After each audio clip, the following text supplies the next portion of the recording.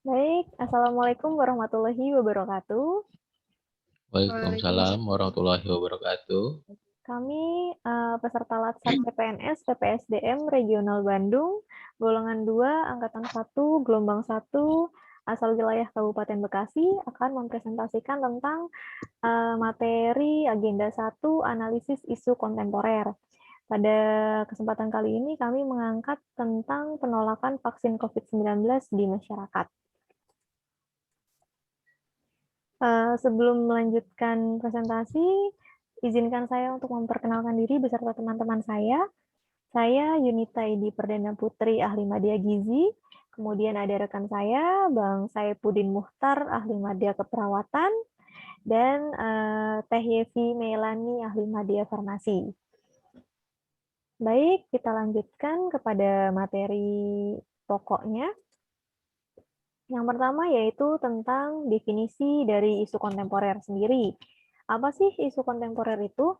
Ya, jadi isu kontemporer merupakan suatu pokok persoalan yang terjadi pada masa sekarang dan yang menjadi trending topik pada masa kini, di mana isu kontemporer itu dapat berkembang karena banyaknya masalah yang timbul sebab teknologi yang disertai dengan kesiapan orang yang mengalaminya.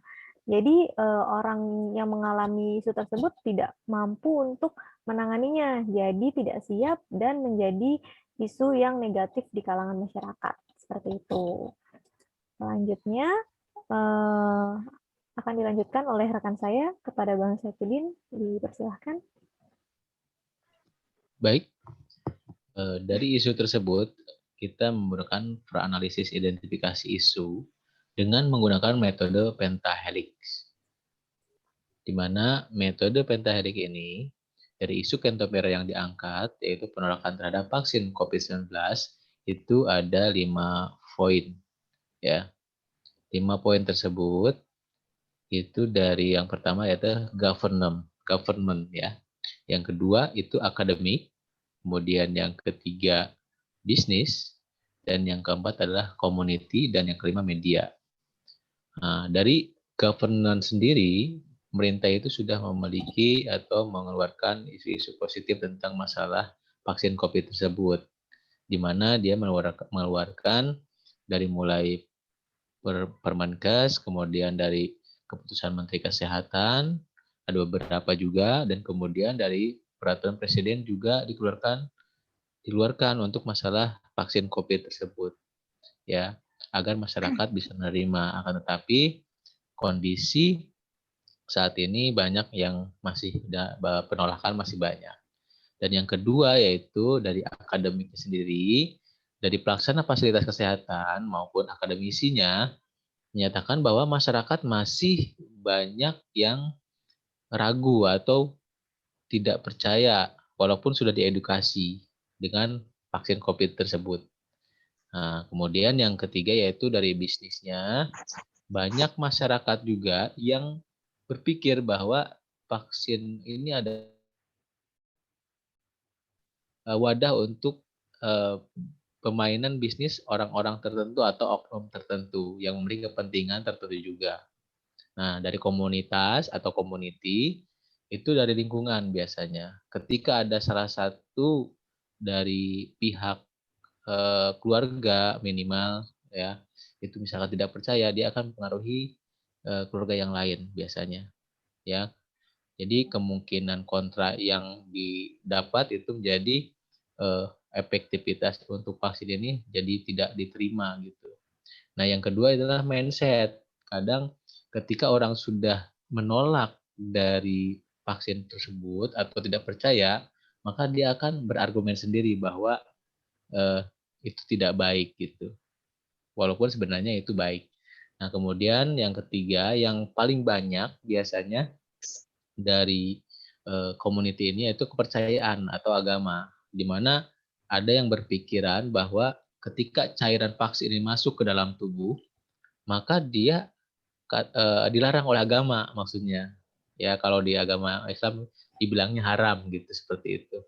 Ya. Nah, itu dia. Dan yang kemudian yang kelima yaitu media, di mana media tersebut sangat pengaruh besar sekali. Karena ketika media memberitakan berita yang hoax atau tidak benar, maka masyarakat yang awam itu langsung percaya. Makanya luar biasanya pengaruh sosial media ini mengenai hoax ya, yang menyebutkan bahwa efek samping vaksin ini berbahaya sekali, bahkan bisa sampai kematian. Begitu ya. Oke, nah itu dari segi pentahelik ya. Nah, kemudian dari masalah isu tersebut, masalah isu penolakan vaksin COVID ini, teknik yang kita lakukan yaitu teknik tapisan isu APKL.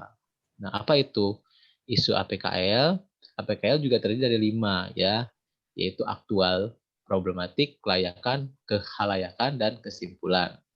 Ya, dari penolakan vaksin COVID-19 di masyarakat ini, ya, isunya itu dari aktualnya dari maraknya isu yang beredar di masyarakat tentang penolakan vaksinasi COVID.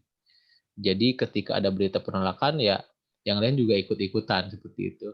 Padahal nggak tahu beritanya gitu ya.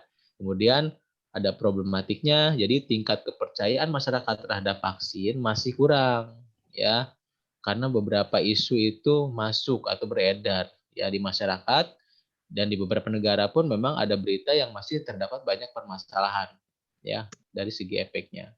Nah, kemudian yang ketiga adalah kelayakan. Nah, isu ini layak diangkat. Kenapa? Ya, isu penolakan COVID ini diangkat karena vaksin ini sedang berlangsung dan sedang diprogram oleh pemerintah. Ya, dan yang kedua, vaksinasi ini merupakan program pemerintah yang harus diikuti oleh seluruh masyarakat Indonesia tanpa terkecuali, gitu. Dan yang kemudian kehalayakannya, yang keempat, nah vaksin ini memang ditunjukkan untuk seluruh masyarakat Indonesia dan layak sudah memiliki berbagai macam uji, ya uji klinis maupun uji kelayakan. Ya, dari kesimpulan APKL ini, ya APKL metode ini, dari isu ini memang layak diangkat. Artinya yes layak diangkat gitu, seperti itu. Oke, next.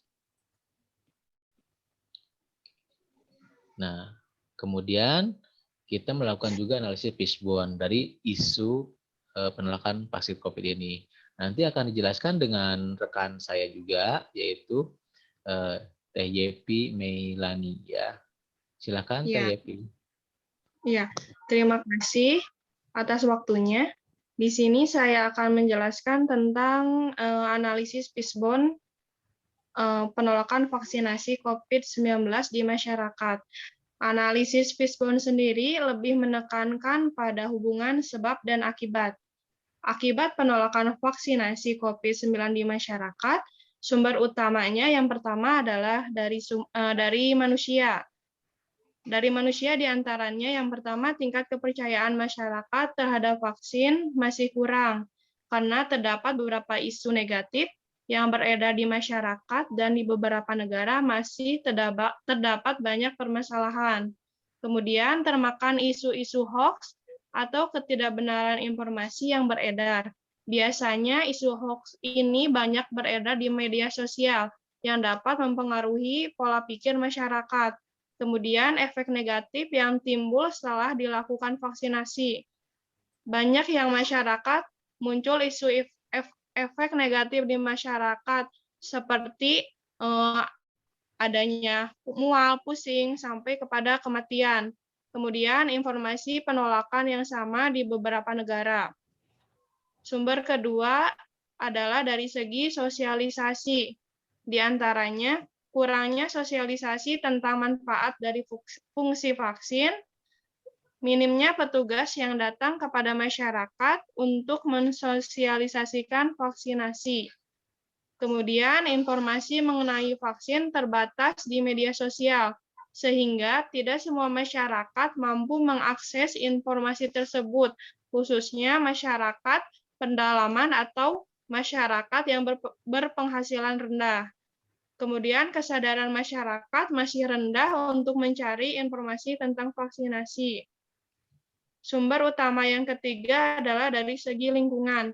Adanya provokasi dari sesama masyarakat untuk tidak melakukan vaksinasi. Kemudian, ketidakpercayaan masyarakat terhadap virus COVID-19. akses menuju lokasi vaksinasi sulit dijangkau oleh masyarakat pedalaman atau terhalangnya dari segi ekonomi. Kemudian produk vaksin. Kemudian segi dari produk vaksin. Banyak pendapat yang mengatakan bahwa cairan vaksin COVID-19 tidak boleh masuk ke dalam tubuh. Biasanya ini bersangkutan dalam segi agama. Kemudian beberapa pendapat dari masyarakat mengatakan bahwa vaksin COVID-19 belum teruji secara klinis. Dari semua akar masalah, solusi yang dapat dilakukan diantaranya yang pertama, dilakukan sosialisasi secara masif yang mampu menjangkau seluruh lapisan masyarakat yang dilakukan oleh stakeholder terkait secara offline dan online. Ini bisa kita sosialisasi dari media sosial, pembagian leaflet atau brosur. Kemudian perlunya informasi yang detail mengenai program vaksinasi ini kepada ASN sehingga mampu menyebarluaskan informasi yang benar kepada masyarakat. Baik, demikian presentasi kami tentang isu kontemporer mengenai penolakan vaksinasi COVID. Semoga apa yang kami sampaikan dapat bermanfaat. Terima kasih. Wassalamualaikum warahmatullahi wabarakatuh.